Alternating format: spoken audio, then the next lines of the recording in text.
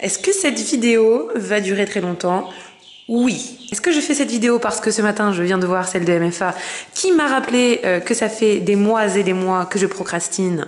Oui. Est-ce que c'est tous mes livres? Non. Mais par contre c'est la sélection de mes livres préférés, ceux que je relis souvent, alors que les autres, je les ai achetés, je les ai lus une fois, ils me plaisaient pas trop, du coup je les ai laissés au placard. Alors, on va commencer par tout ce qui est potager. Donc il y a celui-ci de Terre Vivante qui est relativement bien fait et très complet.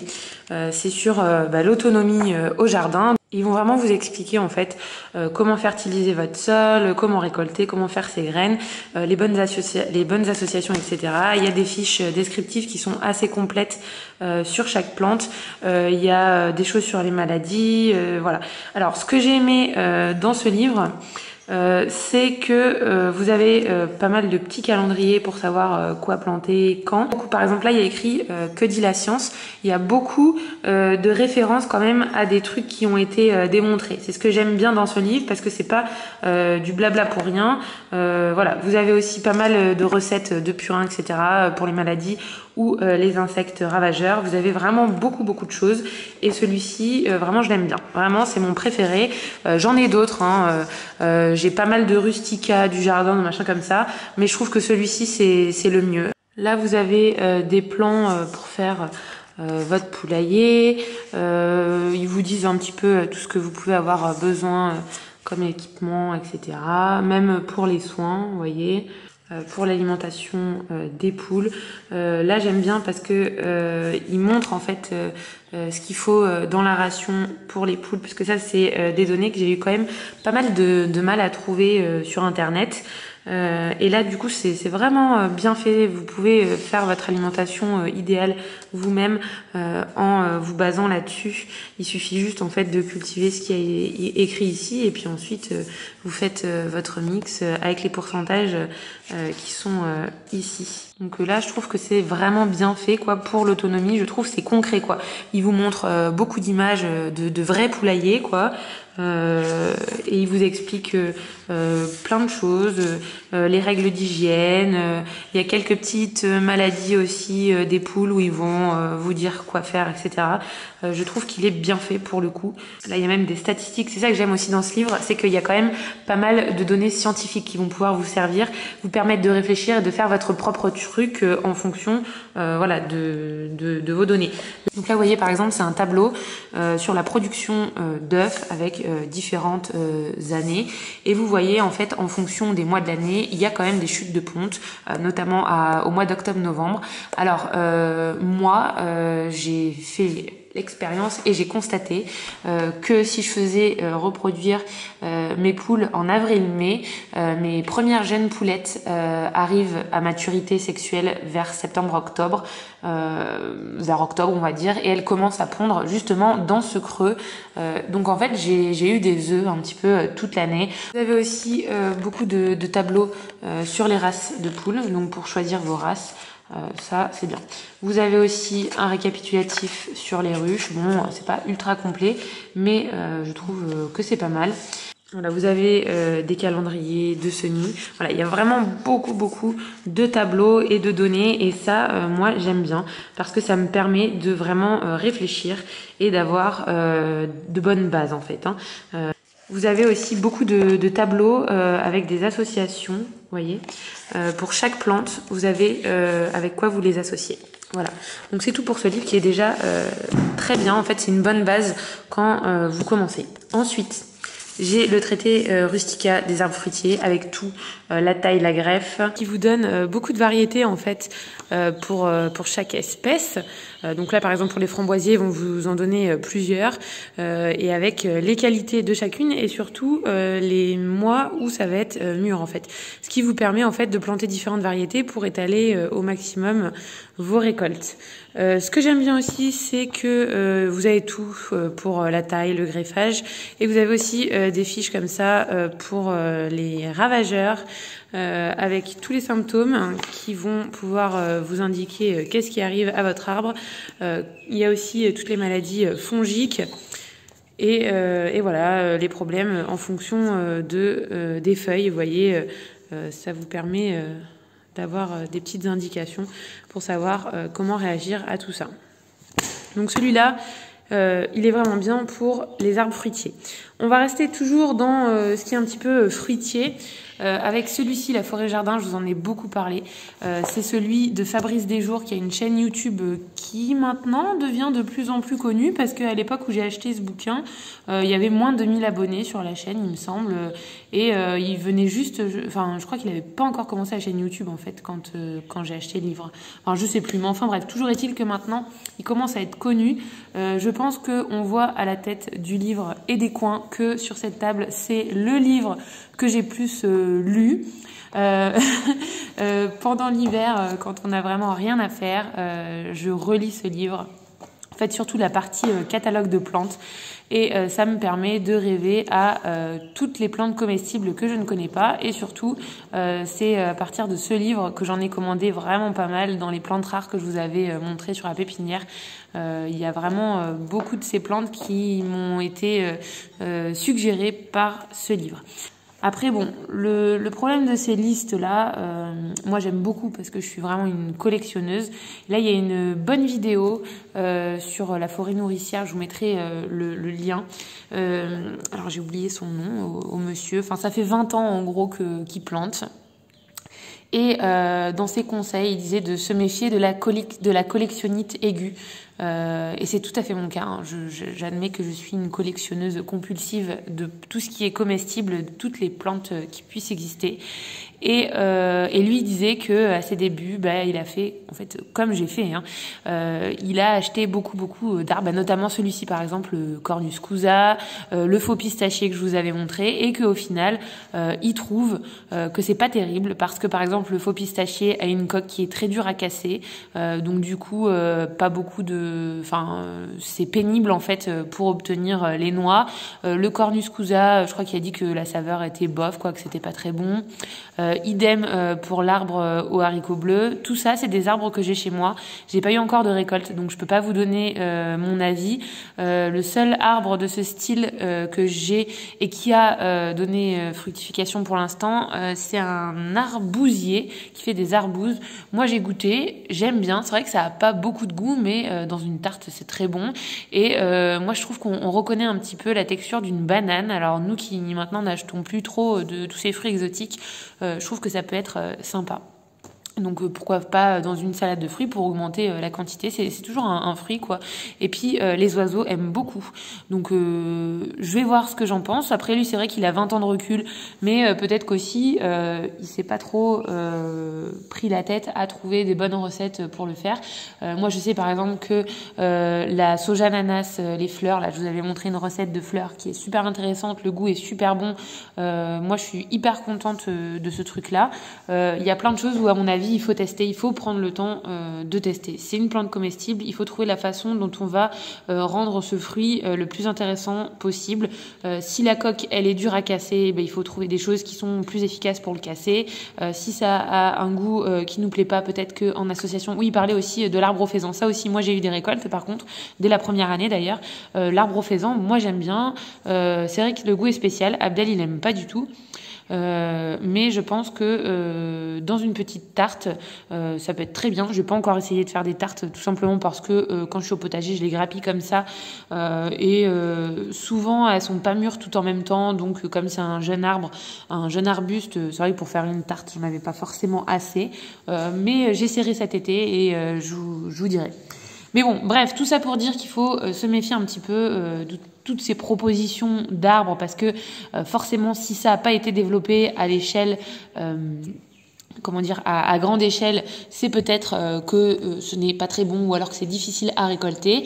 Toujours est-il qu'il y a des variétés comme la séminier qu'on voit ici, qui sont rares et qui ne sont pas très cultivées en France et qui pourtant sont très bonnes puisque là, j'ai une connaissance. On avait fait une rencontre entre autonomistes l'année dernière au mois de novembre. Elle a ses arbres chez elle qui ont commencé à fructifier et donc voilà, donc ça marche, c'est bon, voilà. Il n'y a pas de tout à rejeter là-dedans et toujours est-il que moi, ce bouquin me fait rêver et je l'ai lu et relu des dizaines de fois. J'aime bien leur façon de cultiver. Alors je sais pas pourquoi, j'ai beaucoup plus apprécié le livre que leurs vidéos. Leurs vidéos sont très très bien, mais je sais pas pourquoi j'accroche moins que le livre. Et leurs meilleures vidéos, je vous mettrai aussi le lien dans la barre d'infos. Il me semble que je vous l'avais partagé. C'était une vidéo sur les arbres fourragers dans des pâturages. Il me semble que c'était des moutons ou des chèvres peut-être. Et ça m'a beaucoup inspiré cette vidéo. C'est ma préférée de leur chaîne. Donc on reparlera pâturage et arbres fourragers après, parce que là, vous voyez, je parle trop, c'est abusé. Donc voilà. Ensuite, il y a le fameux La forêt jardin de Martin Crawford, qui est très très connu. Vous allez avoir la même chose en fait, un catalogue de plein d'espèces, donc c'est pas mal. Les concepts de la forêt jardin, alors il est très bien. Au tout début, quand je connaissais vraiment pas, j'ai beaucoup aimé ce livre. Maintenant c'est vrai que avec le recul, comme je pratique ça souvent, quand je le lis, je me rends compte qu'il est plutôt quand même pour des débutants, enfin je trouve. Et puis aussi, ce qui me gêne, c'est que ce monsieur, il n'est pas en France, donc peut-être que tout ce qu'il dit n'est pas forcément transposable au climat français et à notre mode de culture, donc à voir. Je pense qu'il mérite peut-être qu'on prenne un peu de recul, mais il y a plein aussi de variétés qui sont sympas à tester. Ensuite, toujours dans le jardin, il y a celui-ci que j'ai bien aimé aussi, mais qui est un peu petit. Donc là, vous pouvez le voir à son épaisseur. J'ai très peu de livres petits dont je suis contente, parce que je trouve que plus ils sont petits, moins il y a d'informations dedans, moins c'est précis, plus c'est survolé, plus c'est pour les débutants. Donc en général, j'ai tendance à acheter, comme vous avez vu, des livres qui ont quand même un certain nombre de pages, et je suis globalement plus contente de ces gros livres. Alors certes, ils sont plus chers, mais par contre, il y a du vrai contenu et c'est pas juste du blabla. Voilà. Donc ce livre, il est petit. C'est sur un sujet quand même qui n'est pas non plus ultra étendu, puisque c'est la culture de champignons. Il y a très très peu de champignons qui se prêtent à la culture. Donc c'est sûrement pour ça aussi qu'il est petit. Néanmoins, je trouve que les instructions à suivre pour faire la culture des champignons ne sont pas très très précises. Moi j'ai du mal, donc j'ai dû faire des recherches en plus de ce livre. Mais vous voyez qu'il y a beaucoup de choses. Là, lit de nérisson, j'en ai trouvé dans ma forêt, donc il faudra que j'essaie à l'occasion. Mais il y a vraiment plein de choses. C'est avec notamment ce livre que j'avais l'idée d'inséminer mon jardin potager avec les cèpes de jardin. Donc je vous dirai là, je pense qu'on va être fixé dans le mois qui vient, puisque normalement c'est une fructification printanière. J'imagine que ça va sortir un petit peu en même temps que les girolles. Pour l'instant, il n'y a pas de girolles, donc on va attendre un petit peu. Il fait pas assez chaud, il fait très très froid cette saison, quoi. Et donc, du coup, on va attendre un petit peu. Je vous dirai si ça marche ou si ça marche pas. Je sais pas, j'ai peut-être pas fait un truc correctement. En tout cas, c'est avec ce livre que j'ai sauté le pas. Donc toujours sur les champignons aussi, tant qu'on y est. Donc là, c'est plutôt pour la cueillette. Je vous ai déjà parlé de ce bouquin. C'est un indispensable. C'est vraiment le livre référence. Si vous allez dans n'importe quel groupe de mycologie, c'est ce livre dont il vous parle. C'est les livres de Guillaume Essartier et de Pierre Roux. Et avec ça, vous pouvez quand même identifier facilement beaucoup de champignons. Il y a beaucoup de clés d'identification et vraiment, c'est pas du truc de rigolo, quoi. Il vous explique vraiment comment identifier les champignons avec la bonne technique, quoi. C'est compliqué, par contre, je trouve, pour le débutant, pour trouver les champignons, parce que faut vraiment avoir compris comment ce livre fonctionne. En fait, c'est expliqué au tout début et vous avez des languettes comme ça pour tout vous expliquer, comment observer un champignon, etc. Mais une fois que vous avez compris comment l'observer et quels sont les signes à regarder, vous allez pouvoir vous en servir très facilement et pouvoir identifier les champignons pour savoir son petit nom, sa comestibilité, etc. Ne jouez pas non plus à l'apprenti sorcier. Si vous y connaissez rien, demandez à quelqu'un qui sait. Mais en tout cas, si vous commencez à vouloir vous y intéresser, il vous faut ce bouquin-là. Ça, c'est indispensable. Ça peut vous éviter en fait de vous lancer dans la culture de champignons, qui est quand même un truc où vous allez devoir avoir besoin de pas mal de connaissances et surtout il va falloir le faire, quoi. Donc c'est du temps en plus alors qu'on a déjà pas mal de choses à faire. Donc si on peut faire de la cueillette de champignons, c'est pas plus mal. Et donc tout ça pour dire que c'est quand même bien mieux de cueillir un truc qui pousse tout seul, dont vous n'avez pas à vous occuper, plutôt que de vous lancer dans une culture où il va vous falloir minimum 1 an de préparation. Voilà, donc c'est pour ça que pour moi, connaître les champignons sauvages, c'est indispensable, vraiment indispensable. Si vous vous débrouillez bien, vous pouvez avoir vos champignons pour toute l'année. Moi, ce que je ramasse à l'automne, c'est là où on a vraiment le plus. J'en ai séché pas mal. Moi, il me reste encore des cèpes séchés et des chanterelles en tube séchés. Et ensuite, là, au mois de mai-juin, il va y avoir les girolles qui vont arriver. Il y a la maison d'édition Marabout qui m'a envoyé un message sur Instagram pour me dire voilà, demain il y a notre livre La Bible du jardinage qui sort, et je pense que elle avait dû voir que j'avais fait une vidéo sur les livres de la maison rustique. En tout cas, elle m'a dit est-ce que ça te dit qu'on te l'envoie? Donc ils me l'ont envoyé gratuitement, ils m'ont pas demandé d'en parler. En fait, ils ont repris le tome 5 de la maison rustique, les livres que je vous ai présentés, la collection là, du 19e siècle. Ils ont repris le tome 5, ils l'ont recopié, ils ont scanné les dessins et ils l'ont enrichi en fait avec des commentaires de maintenant, quoi. Par exemple, je vous montre. Là, sur les pommiers nains, ils blablatent. Et ensuite, là, ils font un commentaire sur aujourd'hui, qu'est-ce qu'on a découvert? Est-ce qu'ils avaient raison? Est-ce qu'ils avaient tort? Est-ce qu'on a des petites anecdotes supplémentaires? Donc voilà, dans ces petits carrés-là, il y a des petites anecdotes. La qualité des dessins est vraiment très bien. Je sais même pas s'il y en a pas qui ont été carrément refaits. Parce que ceux-là, par exemple, moi, ils sont pas dans mon tome, je crois pas. Non, je crois que ceux-là, ils ont été refaits. Ceux-là, je pense qu'ils ont été scannés. Ça se voit d'ailleurs qui sont tous ceux-là je pense ont été redessinés, mais tous ces petits schémas là ont été scannés. Donc vous avez quelques petites choses en plus, et pour ceux qui avaient acheté l'édition scannée, vous savez, scannée réimprimée, il y avait des pages qui étaient pas super nettes, donc ça peut être cool de l'avoir sous ce format là, donc je vous le montre quand même. Moi, je l'aime bien. Je trouve que finalement, à lire, c'est plus sympa que le mien qui est très vieux et qui a plein de pages qui s'enlèvent. Et surtout, ça permet à chaque fois de pas avoir à faire de recherche, puisque vous avez dans l'encart qu'est-ce qui se dit maintenant, quoi, par rapport à tout ça. Vous voyez, il y a toujours le petit encart contemporain pour vous donner des petites précisions. Alors, pas partout, mais pour certains trucs, voilà, comme par hasard, là, il est plus. Voilà. Là, hop, tac. Là aussi, voilà, donc il est bien fait. Alors, je ne peux pas m'arrêter là sans vous parler d'un groupe Discord de personnes bénévoles qui se sont rassemblées pour recopier et scanner les dessins de tous les tomes de la maison rustique. Je vous mettrai le lien dans la barre d'infos si vous voulez les aider à participer. Donc, pour eux, je pense que ça n'a pas été très agréable de constater que les éditions Marabout avaient réimprimé ce tome, parce qu'en fait, elle a un petit peu parasité leur travail. Après, eux, ça n'avait pas une démarche commerciale, mais plutôt de diffusion gratuite de la connaissance. Donc en tout cas, si vous voulez continuer de les aider pour les autres tomes, puisque eux, par contre, c'est vraiment, il n'y a pas de petites anecdotes par rapport à aujourd'hui. Eux, c'est vraiment une retranscription fidèle des 5 tomes de la maison rustique. Donc je ne sais pas si les éditions Marabout comptent le faire avec tous les tomes. En tout cas, celui-là, c'est le tome 5. Donc moi, pas de chance sur les 5, c'est le seul que j'avais retrouvé dans la bibliothèque de mes ancêtres, hein, donc j'ai double emploi. Mais si vous l'avez pas, ou que vous avez trouvé que l'édition scannée de mauvaise qualité, je pense que ça peut vous intéresser. Et il est à combien celui-ci? Il est à 24,90. Il est pas si cher que ça comparé aux autres gros livres que j'ai qui sont plutôt aux alentours de 30 €. Et puis si vous voulez participer à ce Discord-là pour les aider à finir de retranscrire à l'ordinateur toutes les pages des tomes de la maison rustique, allez les aider, quoi. Comme ça, tout le monde pourra voir les autres tomes au format PDF.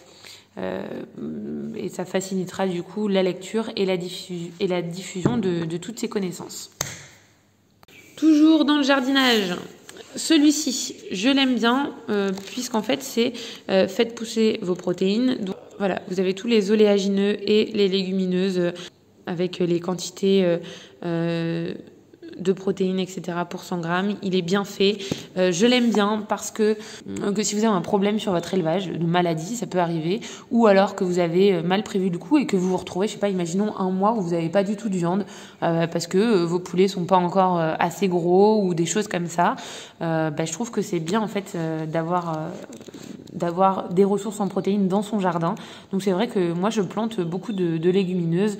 J'ai du lupin doux, j'ai des fèves, j'ai des pois, j'ai plusieurs sortes de haricots. Voilà, j'ai beaucoup de légumineuses. Les oléagineux, ça c'est plutôt en cueillette. Hein. Moi, j'ai pas planté enfin si, j'ai planté un noyer, mais sinon tout ce qui est noisetier, etc., c'est en sauvage. Donc ce livre, je trouve intéressant. Voilà. Je ne vais pas en parler plus, sinon la vidéo va vraiment être très très longue.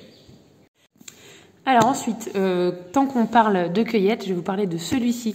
C'est vraiment un des tout premiers livres où je me suis intéressée au fait maison, parce qu'au départ, en fait, c'était plus un retour au naturel, un retour à la cueillette. Voilà, c'était ça qui m'intéressait. C'était pas encore vraiment le potager, tout ça. Et donc ça, c'était vraiment un des premiers livres où je me suis vraiment passionnée là-dedans. Et puis comme j'avais le budget d'une étudiante, hein, donc je pouvais pas acheter autant de livres que je le peux maintenant. Donc j'ai eu que ce livre pendant un moment. Et donc du coup, je l'ai vraiment beaucoup lu. Hein, je l'ai saigné celui-là, hein, franchement. J'ai fait pas mal de recettes de ce bouquin. En fait, vous avez beaucoup de recettes avec des plantes sauvages. Et ça m'a permis aussi d'avoir des bases pour avoir des idées pour la forêt fruitière, etc. Pour enrichir votre forêt en espèces. Je l'aime bien. Il y a des recettes qui sont pas terribles, hein. Il y a certaines plantes sauvages, je trouve qu'elles sont pas, voilà quoi, c'est pas ouf. Mais par contre, il y a d'autres trucs, c'est bien. Ça m'a donné plein d'idées, vraiment plein d'idées. Et j'aime bien. Il est bien fait. Il y a vraiment de belles images.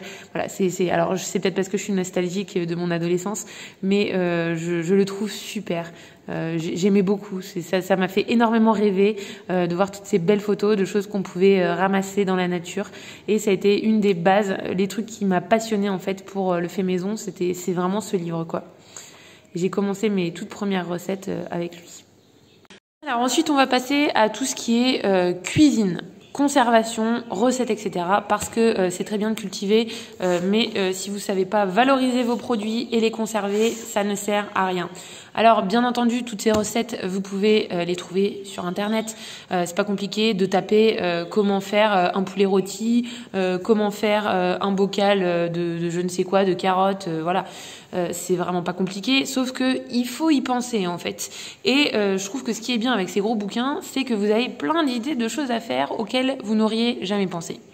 Donc j'aime bien celui-ci, c'est le traité Rustica de la conservation où vous avez beaucoup d'idées. Et vous avez en fait pour chaque produit un tableau avec tous les modes de conservation qui existent pour cet ingrédient. Par exemple, là, c'est un chou. Vous allez avoir le mode de conservation donc à l'air libre normal, en clayette. J'avais vu ça notamment sur une vidéo de Homestead américain où elle avait une cave remplie de choux et ça m'avait étonnée. Et en fait, j'ai vu que oui, c'est un truc qui se fait de mettre les choux à la cave et qu'on peut les garder très très longtemps comme ça. Donc la congélation, le séchage, la mise sous vide, stérilisation, vous voyez, vous avez vraiment toutes les possibilités pour conserver vos aliments et puis vous avez plein de recettes. Alors ce livre est bien mais il n'est pas très exhaustif. Par exemple pour la châtaigne, voilà. Pour la châtaigne, si vous allez dans le tableau, dans séchage, il y a écrit non, alors que c'est tout à fait faux. Je vous ai montré dans la vidéo stockage de la châtaigne qu'on pouvait très bien stocker la châtaigne en la séchant. Donc moi, je fais au déshydrateur, mais traditionnellement, il y a des villages qui séchaient leurs châtaignes dans des petites maisons, ça s'appelait des clés, il me semble. C'est des petites maisonnées à 2 étages avec en bas, ils allumaient un feu. Au milieu, en fait, le plancher, il était assez perméable à cette fumée. Et en fait, les châtaignes étaient étalées à l'étage et c'est comme ça qu'ils séchaient. Donc le séchage des châtaignes est tout à fait possible. Et pourtant, ils ont mis non. Donc il y a quand même quelques petites erreurs, quelques petits trucs où ils n'ont pas pensé. Mais globalement, voilà. Après, vous pouvez le compléter vous-même. Hein. Je veux dire, la case, elle est vide. Vous le remplissez à la main. Vous avez aussi tout ce qui concerne le fumage des aliments. Donc notamment avec les plants pour fabriquer un fumoir maison. Voilà, il y a plein de choses. Je vous montre vite fait, j'essaye de feuilleter, hein, vous mettez sur pause si vous voulez regarder. Hein. Bon, il y a la conservation au sel, à l'huile, voilà. Il y a vraiment pas mal de choses. Vous avez aussi plein de recettes de charcuterie, voilà, des terrines, vraiment plein de choses. Vous avez notamment dans ce livre la recette des œufs au vinaigre épicé qui fait trembler tout le Discord, en tout cas dans mon champ, parce que il y a beaucoup de fans de cette recette et qui sont devenus accros à ces œufs au vinaigre. Donc si vous les testez, eh ben, je vous montre la recette vite fait, vous mettez sur pause. Voilà, là j'en ai fait une tournée justement pour goûter parce que moi j'ai pas encore fait. Il me semble que y a le youtubeur Citoyen Prévoyant qui a fait une vidéo sur ça et sur le Discord on avait mis aussi le lien d'un américain, je crois. J'ai pas gardé. Si je retrouve la vidéo, je vous la mettrai, sinon tant pis. Alors ensuite je vous en montre deux, mais en fait sur les deux il y en a que un que j'aime, c'est celui-ci. Mais en fait j'avais acheté les deux parce que je me suis dit c'est bizarre, s'ils ont fait un traité rustica de chaque, c'est que c'est des choses différentes. Et en fait, je trouve que celui-ci est nul. Par exemple, là, c'est censé être quand même un truc sur les produits fumés. On se dit, bon, voilà, vu la grosseur du livre, ça va être quand même vachement bien expliqué. Et en fait, je trouve que il n'y a pas grand-chose. Je veux dire, là, il y a une photo de saumon fumé, mais en fin de compte, il n'y a pas grand-chose qui est dit là-dedans. Et en plus, pas mal de recettes qui sont dans ce bouquin se retrouvent dans celui-là. Ou alors dans celui que je vous ai montré juste avant sur la conservation. Donc à mon avis celui-ci il est inutile à avoir, c'est pas la peine de dépenser, surtout qu'il vaut quand même 29,95 €, hein. Ça c'est des gros bouquins, donc inutile. Pour moi les deux autres suffisent. Et en plus, vous voyez que celui-ci qui est à 33 €, donc il fait juste 3 € de plus, il est pratiquement, vous voyez, 2 fois plus gros, hein.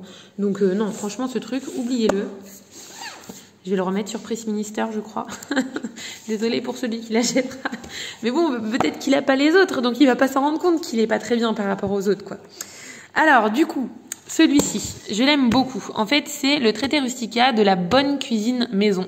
En fait, c'est vraiment beaucoup de recettes traditionnelles de plein de villes et de régions françaises. Alors, pourquoi je trouve que c'est intéressant de vous présenter un livre de cuisine? Tout simplement parce que, encore une fois, toutes ces recettes sont facilement trouvables sur Internet, sauf que vous n'y pensez pas forcément.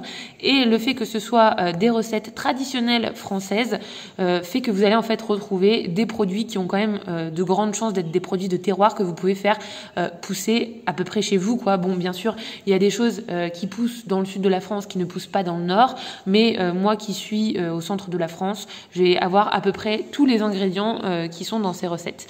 Donc c'est très important en fait quand vous avez plein de choses dans votre potager ou que vous ramassez plein de choses en cueillette, c'est important de savoir les valoriser dans des recettes qui sont bonnes.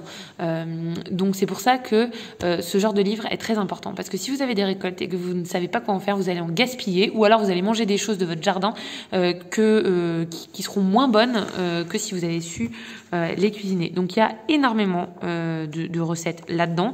Donc je vous montre un petit peu l'index. Ce que j'aime bien aussi dans ce livre, c'est qu'il y a pas mal de gibier, ce qu'on ne trouve pas dans tous les livres de cuisine, parce qu'on dirait que avoir du gibier c'est tabou. Je sais que la chasse peut être tabou pour beaucoup, mais la chasse quand même permet d'avoir du gibier qui a eu une belle vie, pas stressante, enfin un petit peu quand même, parce qu'il leur arrive des trucs pas très cool dans la nature, mais disons que y a rien de cruel, pas plus que de manger un poulet de votre basse-cour en fait, et ça permet d'avoir une ressource alimentaire où vous ne vous êtes pas investi pour l'élever. Et vous verrez que si vous vous intéressez un tant soit peu à l'élevage et que vous le pratiquez, que ça prend quand même pas mal de temps, pas mal d'énergie, pas mal d'argent aussi, parce que quand vous faites un poulet à la maison, je suis pas sûre que économiquement à l'échelle d'un élevage familial ce soit vraiment rentable, parce que vous payez le grain, vous avez payé des matériaux pour faire le poulailler, pour faire la clôture, etc. C'est pas tellement rentable, hein. Donc je veux dire, si vous avez des problèmes financiers ou des choses comme ça, chasser, ça peut être quelque chose de très intéressant. Donc tout ça pour dire que ce livre a quelques recettes de gibier, donc je trouve que c'est intéressant parce que c'est pas souvent, quoi. Voilà. Vous avez aussi des recettes de poissons avec des poissons d'ici et que vous pouvez pêcher vous-même. Là, par exemple, moi, dans tous ceux qui sont là, donc moi, nous, on n'habite pas près de la mer, hein, donc ça va être des poissons d'eau douce. Donc, nous, on a du brochet, de la carpe, des cendres, de la truite, Voilà, donc c'est globalement ce qu'on va avoir chez nous, mais au moins comme ça, vous avez des petites recettes sympas pour les cuisiner. Et ça, c'est vrai que c'est pas des trucs que vous trouvez partout. De même, des recettes avec des cailles, des canards, des pigeons, des pintades, voilà, tout ça, c'est pas des choses que vous avez dans n'importe quel livre de recettes. Donc ça, je trouve que c'est vraiment un bon livre. Si vous voulez un livre de recettes, celui-là, il est à avoir, je pense. Donc ensuite, on passe à l'art de la fermentation. C'est dans ce livre notamment que j'avais testé les œufs fermentés, là, vous savez, les œufs que fait Liziki, là. En saumure. Donc c'est dans ce livre que j'avais eu l'idée. Après il y a plein de choses, du kimchi, etc.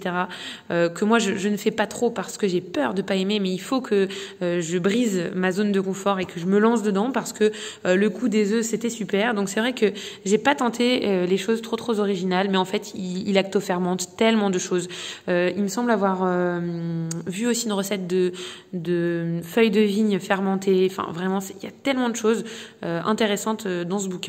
Des trucs qu'on n'a pas l'habitude de voir et qui peuvent vraiment valoriser vos produits, et surtout que la lactofermentation c'est un mode de conservation qui va être un petit peu le plus périn finalement en autonomie, parce que ça ne vous demande pas de joindre beaucoup le parfait.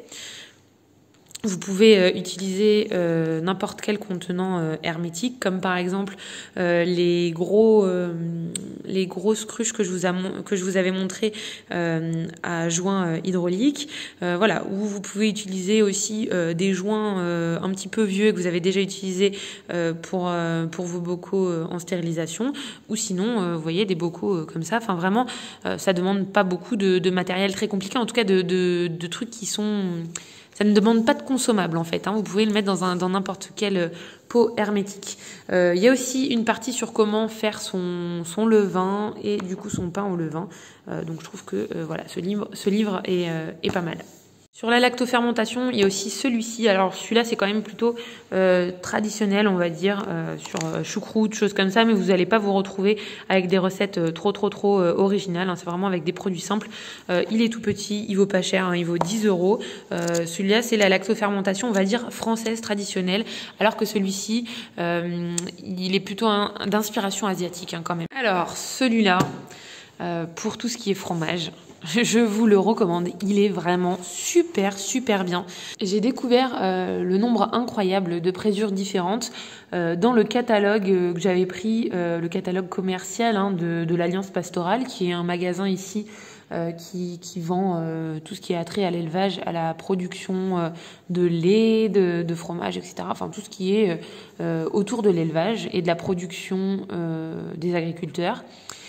Et c'est vrai que ce livre, c'est un des seuls livres où vous allez avoir plein d'informations sur toutes ces présures, ces ferments. Et ça, c'est plein de choses qu'on ne trouve pas sur Internet, par contre, je crois. C'est très compliqué de trouver autant de choses. Et puis ça vous donne aussi, pareil, des idées que vous n'allez pas penser à taper sur Internet, quoi.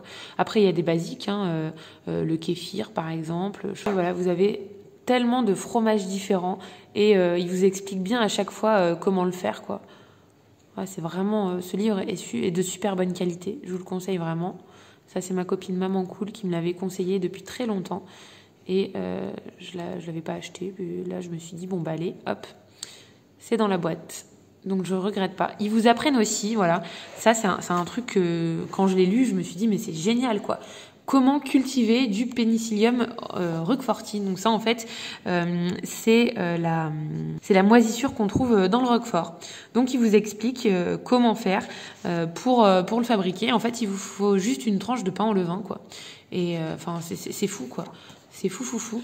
Comment il est bien fait et comment, dans les moindres détails, vous pouvez être autonome en fromage, quoi. Il vous explique aussi comment faire votre présure quand vous tuez vous-même votre petit veau, ou vous pouvez le faire aussi à partir d'un autre animal, d'un autre ruminant, hein. Mais il vous explique comment laver la cueillette, la faire sécher pour ensuite la réutiliser, etc. Ce livre est très bien fait. Vraiment, si vous en avez qu'un à acheter sur les fromages, c'est celui-ci. Et celui-là, il est à 29,90 €. Donc maintenant, on va passer à tout ce qui est livre un petit peu plus généraliste sur l'autonomie. Donc là, on est sur le traité Rustica de la ferme familiale. Il va y avoir tout un chapitre sur les légumes. Alors personnellement, moi, j'ai pas du tout aimé. J'ai pas du tout aimé. Je préfère nettement celui que je vous ai montré au tout début sur le jardinage, là, avec toutes les fiches légumes. Pourquoi je l'aime pas celui-là? Parce que je trouve que c'est désuet. Il y a plein d'astuces qui m'énervent. Celui qui a écrit ce livre ne jardine pas du tout de façon éco-responsable, on va dire. Il jardine comme les gens de il y a 40 ans quand ils ont découvert tous les produits phytosanitaires, les pesticides et qu'ils ont commencé à les utiliser dans les jardins privés familiaux. Donc ça m'énerve en fait quand je lis parce que je me dis mais c'est pas possible qu'ils aient écrit ça quand même dans un livre de maintenant quoi. Voilà. Alors par exemple, typiquement là sur la carotte, sa super astuce, c'est que en cours de culture, il maintient le sol propre par des binages et sarclages. Bon là, admettons, vous voulez jardiner comme ça, il n'y a pas de souci, il y en a plein qui le font, c'est très bien. J'utilise en cas d'envahissement de mauvaises herbes un désherbant sélectif en pré ou post-levée pour être tranquille toute la saison. Ça, franchement, je comprends pas. Pourquoi s'embêter à faire un potager à la maison si on utilise des trucs pareils? Sérieux. Autant aller à Lidl et acheter ces légumes pas bio traités. Je veux dire, je ne comprends pas. D'ailleurs, je comprends même pas que ces produits-là soient utilisés par des non-professionnels parce que quand on utilise des produits phytosanitaires comme ça, il faut savoir ce qu'on fait. Déjà, je n'aime pas le principe, mais les agriculteurs, les maraîchers le font quand même de façon assez raisonnée. Je comprends même pas que des conseils comme ça puissent être donnés dans un bouquin pareil. J'ai été énormément déçue de ce livre pour ça. Et vraiment, ça m'a énervé en fait qu'ils puissent donner des astuces pareilles dans un livre grand public, mais même pas grand. Enfin, je veux dire, c'est désuet ça. On jardine plus comme ça maintenant. Et ceux qui jardinent comme ça, je sais pas, je trouve que y a, voilà, ça sert à rien. Ça sert à rien. Arrêtez de vous fatiguer. Allez les acheter chez le marchand, quoi. Parce que là, s'embêter à avoir un potager, c'est quand même pour manger des produits de qualité. Vous mettez sur vos carottes du désherbant. Faut arrêter. Alors, pour la défense de ce bouquin, il a été fait dans les années 2014. Donc, on va dire que peut-être que la permaculture et l'écologie étaient pas au summum comme ça l'est maintenant. Et peut-être que ce mec qui a écrit ce livre n'était pas au courant que faire tout ça, c'était pas terrible. Mais quand même, je trouve que j'ai été étonnée de voir ça. Vraiment hyper étonnée. C'est pas ce qu'on voit dans n'importe quel livre de jardinage qu'on peut trouver ailleurs. Alors la partie sur les fruitiers, elle est moins pire. Il y a moins d'astuces horribles que dans la partie maraîchage. En fait, ce livre a été écrit par plusieurs personnes et on le ressent en fait. On ressent que la partie maraîchage a été fait par quelqu'un qui voilà, il traite de fou le moindre truc quoi. Même en prévention, il traite, il met des pesticides, il met de l'engrais, il met tout ce qu'il peut mettre, il met. Alors que dans les autres trucs qui sont dédiés aux fruitiers, c'est beaucoup moins pire quand même. Voilà, beaucoup moins pire. C'est avec des choses un petit peu plus naturelles que c'est fait quand même et c'est beaucoup plus raisonné. Mais bon, il y a quand même des fertilisations achetées dans le commerce, etc. Donc on va dire que c'est vraiment pas du jardinage bio dans ce traité Rustica. Ensuite, 2 livres aussi qui sont pas mal pour l'autonomie de façon généraliste. Il y a celui-ci. Celui-là est très très bien. Franchement, il aborde tous les sujets, que ce soit l'autonomie énergétique, construire sa maison, son jardin. Il y a des plans. Voilà, il est bien fait celui-là, je trouve. Il y a pas mal de photos. Il explique aussi comment conserver ses aliments, faire son pain, faire son fromage. Mais après, bon, bien sûr, c'est un livre qui traite pas que de ces sujets-là, donc qui sont moins précis que ceux que je vous ai montrés. Mais il y a plein de choses. Ce que j'aime bien, là, par exemple, pour les viandes, il vous montre les morceaux, etc. Donc comme ça, vous pouvez voir aussi où couper. Moi, je sais que quand j'ai découpé le premier mouton, c'était un peu compliqué parce que je savais pas comment faire. Je savais pas découper comme un boucher saurait le découper. Mais voilà, là il vous montre aussi les conseils pour tondre un mouton, pour teindre la laine. Donc là il y a vraiment plein de choses. Mais c'est pas que sur l'élevage, hein. Il y a vraiment de tout. Là il vous explique comment faire la marmite norvégienne. Enfin voilà, celui-là je l'aime bien. Pour les gens qui veulent débuter et lire un livre sur l'autonomie généraliste, celui-ci c'est le mieux, je trouve. De tout ce que j'ai, il est sympa à lire, il y a de belles images, voilà. Je vous montre quand même là le début, le sommaire, comme ça vous pourrez mettre sur pause si vous voulez voir tout ce qu'il a, mais il a vraiment plein de choses.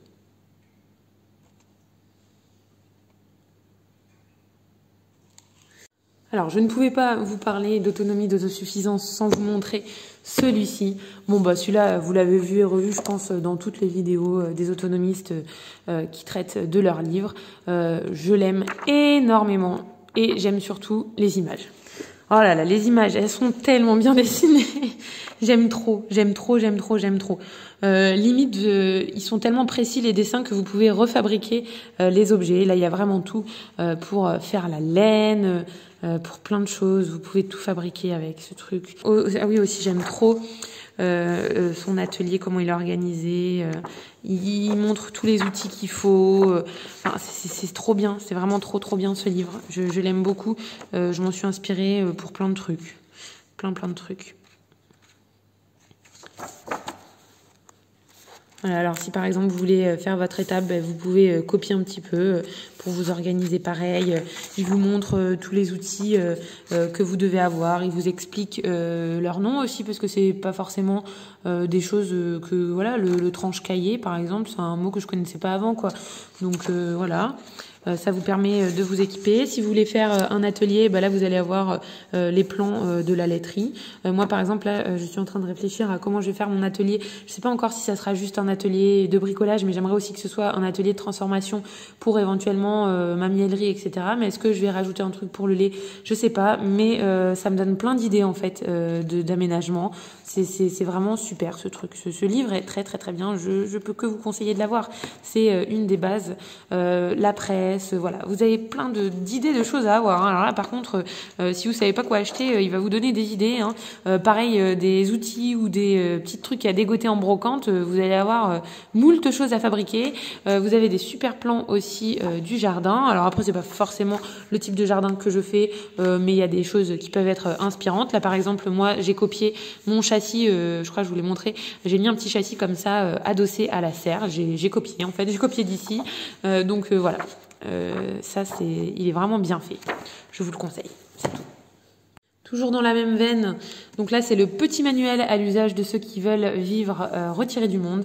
Et pareil, là il y a un peu sur tous les sujets. Donc là pareil, il y a plein de choses, il y a plein de plans. Autonomie énergétique aussi, vous voyez, plein de choses. Je l'aime beaucoup celui-là, vraiment. Là, vous avez vraiment beaucoup d'infos. Il y a aussi pas mal de choses sur les légumes, mais bon, ça, vous allez le retrouver dans plein de livres. Mais la partie énergétique de ce bouquin est pas mal. Ça vous donne plein d'idées. Enfin, vraiment, voilà, les photos sont très jolies. Vous voyez, ça peut vous donner plein d'idées. J'aime beaucoup. Là, c'est vraiment ça, c'est mes livres préférés. Ceux-là, c'est ceux que j'ai refeuilletés plein de fois. Et j'aime beaucoup. D'ailleurs, regardez juste les images. Des fois, ça me fait rêver. Je l'ouvre, je regarde les images et hop, je suis partie en train de réfléchir à qu'est-ce que je vais faire chez moi. Mais vraiment, je les aime trop. En fait, il faudrait vraiment tous les avoir si vous voulez rêver comme moi. Ensuite, on continue dans les livres qui font rêver. Alors celui-là, les images, j'aime trop. Voilà. C'est de la cuisine comme j'aime, authentique. Il y a de l'élevage, il y a des photos d'animaux. J'aime trop. Je l'aime. Regardez-moi ça, c'est super beau. C'est trop beau. Là voilà, c'est des belles photos, c'est des belles recettes, c'est qu'avec des produits de la ferme. Donc en fait, ce livre-là, c'est surtout beaucoup de recettes, des recettes avec que des produits de la ferme, puisque ça, en fait, c'est une famille qui vit en autonomie, qui fait de l'élevage, qui a une ferme. Je crois qu'elle vend aussi des produits de la ferme et elle montre plein de choses, mais les photos sont très belles, sont très bien faites. Le genre de truc qui moi me fait rêver. Alors je suis pas adepte d'autant d'objets, mais ça fait rêver quand même quoi. C'est super joli. Vraiment très beau. Ça, c'est un très beau livre. J'essaye d'accélérer un petit peu, je suis désolée, mais parce que là, il y a vraiment trop de trucs et on va jamais en finir, quoi. Et là, je commence à avoir mal à la gorge tellement que j'ai parlé. Donc, sur l'apiculture, je vous les montre juste, mais il y a vraiment une vidéo entière qui est dédiée à ça, je vous en parle pas. S'il y en a qu'un à voir sur l'apiculture, c'est celui-ci. Sinon, si vous voulez, si vous vous passionnez du sujet et que vous voulez voir quels autres livres j'ai à ce sujet, je vous mets tout dans la barre d'infos. Ensuite, toujours concernant un petit peu les abeilles, moi je suis plutôt forêt-jardin, etc. Je plante beaucoup. Là, je veux vraiment me lancer dans l'agroforesterie, les choses comme ça. Donc, j'ai quand même pas mal de livres sur les arbres mellifères. Donc là, je vous montre 2. Les plantes mellifères mois par mois et planter des arbres pour les abeilles. Celui-ci, c'est plutôt pour avoir des grosses productions parce que c'est des grands arbres avec beaucoup de fleurs. Et ça, c'est quand même pour vraiment étaler les floraisons. Vous avez pas que des arbres en fait. Là, c'est vraiment plus que des arbres. Voilà, là c'est l'apiforesterie de demain. Moi, ce que j'ai envie de faire, c'est vraiment de l'apiforesterie, mais aussi du sylvopastoralisme. Et du coup, je vais vous montrer juste après quels autres livres j'ai sur ça. Donc en fait, ce que j'ai envie de faire dans ma forêt, c'est un tiers d'arbres pour les abeilles, pour vraiment la production de miel, sachant qu'en général, les arbres pour les abeilles vont aussi avoir une production pour les humains. Par exemple, le châtaignier, très mellifère, mais vous allez avoir une production de châtaigne. Le tilleul, pareil, très mellifère, et vous allez avoir une production pour les tisanes. Voilà, donc ça peut servir pour plein de choses. Ensuite, je veux un tiers d'arbres fourragers, parce que j'ai envie de faire pâturer mes moutons et peut-être plus si affinité dans ma forêt. J'ai quand même pas mal de surface et ça permet d'entretenir le sous-bois pour faire pousser des arbres plus gros, plus espacés, moins tassés et sans que dessous ça soit un roncier où vous ne puissiez plus rentrer. Donc il y aura bien sûr des zones qui vont rester sauvages, mais j'ai envie que la majorité soit pâturée. C'est pour ça que j'ai trouvé ce livre, c'est Les arbres fourragers, donc de Jérôme Gouste, et vous avez plein de choses sur les arbres fourragers. Dans la même veine, j'ai aussi planté des haies pour la biodiversité. Après, bon, c'est un petit livre celui-là, vous pouvez l'acheter, mais il est pas non plus extraordinaire. Et vous allez en fait retrouver un petit peu tout ça dans les arbres fourragers. Bien que là, il y ait quand même pas mal d'arbres fruitiers, c'est pas mal quand même pour vous donner des idées. Vous allez avoir beaucoup de choses. Il est sympa à lire. C'est pas un truc où vous allez trouver plein d'idées de génie, mais il est pas mal quand même. Je vous le conseille aussi, mais on va pas trop en parler. Mais les arbres fourragers, c'est vraiment un truc que je veux mettre en place. Donc là, vous avez tout et vous avez aussi et vous avez surtout la description de chaque arbre et savoir lesquels sont les plus intéressants pour vos animaux. Voilà, ils vont parler aussi notamment de la trogne et ça c'est quelque chose qui est peut-être maintenant on commence de plus en plus à en parler, mais il y a beaucoup de gens qui ont tendance à penser que la trogne c'est le massacre d'un arbre, c'est être méchant envers les arbres, c'est être un assassin parce que on le maltraite, on le saccage, alors qu'en fait on se rend compte que un arbre taillé en trogne vit beaucoup plus longtemps qu'un arbre qui n'est pas taillé en trogne et surtout qu'il abrite une faune beaucoup plus riche. C'est un abri rempli en fait pour la biodiversité, les trognes. Et donc c'est quelque chose qu'il faut penser à faire. Même dans votre petit jardin, vous pouvez faire des trognes. Vous pouvez cultiver par exemple Thunia sinensis ou des petits tilleuls, plein de choses en trogne. Donc voilà. Donc c'était tout. Et du coup, je voulais aussi, donc je vous avais dit, un tiers pour les abeilles, un tiers pour les arbres fourragers. Dans tous ces arbres-là, ils sont aussi à vocation alimentaire pour nous, mais aussi je voudrais un tiers de bois d'œuvre, de bois de chauffage. Donc ça veut dire que le pâturage va me permettre de faire des éclaircies, d'étaler, enfin de faire que les arbres en fait soient un petit peu plus éloignés les uns des autres et de sélectionner en fait les arbres les plus beaux, les plus droits qui pourront servir ensuite pour faire des meubles, pour faire s'ils sont pas très beaux du bois de chauffage, etc. Voilà, faire des trognes, faire plein de choses comme ça. Et enfin, j'ai celui-là que j'ai pas pu expérimenter, mais je vous le montre quand même, parce qu'en fait, j'ai planté des bambous, ça fait 2 ans, et chez moi, ça ne pousse pas. Le truc, il fait 30 cm. Donc, faut que je change peut-être de variété. J'avais pris des bambous noirs parce que je me suis dit, c'est sympa, c'est joli, mais en fait, je pense que la croissance n'est pas très rapide, donc faut que je change, parce que je voulais faire plein de constructions. Je trouvais que c'était plus sympa, parce que ça pousse très vite, ça se renouvelle très vite, finalement, le bambou. Et donc là, il y avait plein de façons de faire pour faire des constructions en bambou. Donc voilà, si ce sujet vous dit, eh ben ce livre existe. Voilà, vous pouvez fabriquer plein de choses. Vous voyez, habitation, portique, panneaux, nattes, parquet, conduite d'eau. Voilà, je trouvais ça très sympa. Vous avez vraiment plein de schémas. Bon, c'est tout, j'ai fini. Franchement, je comprends pourquoi j'avais repoussé cette vidéo parce que c'était épuisant. J'espère que ça vous aura donné des idées, j'espère que ça vous aura pas trop saoulé parce qu'elle est très longue. Ouais, je pense qu'il y en aura qui vont avoir abandonné avant la fin. Je suis passionnée de livres, je pense que vous l'avez compris. J'aime bien, autant que les plantes, avoir plein de livres qui donnent plein d'infos. Ça m'a permis de rêver beaucoup. Ça m'a permis d'avoir plein d'idées, mais surtout plein d'infos pour m'améliorer, pour être plus efficace. J'ai la chance d'avoir quand même une bonne mémoire, donc ça me permet de faire une compilation en fait de tous les trucs bien que j'ai trouvé dans tous ces livres pour essayer de faire ma technique qui soit la mieux possible. Alors bien sûr, je suis encore jeune et ça fait pas si longtemps que ça finalement que je m'intéresse à tout ça. Donc je pense que je peux encore beaucoup plus progresser. Mais voilà, tout ça pour dire que lisez mes amis, parce que c'est là que vous allez trouver le plus de connaissances à mon avis.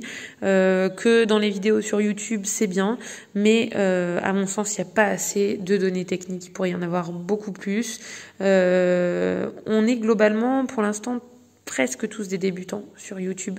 Bon bah voilà, j'arrête de parler, j'ai trop parlé, j'en peux plus.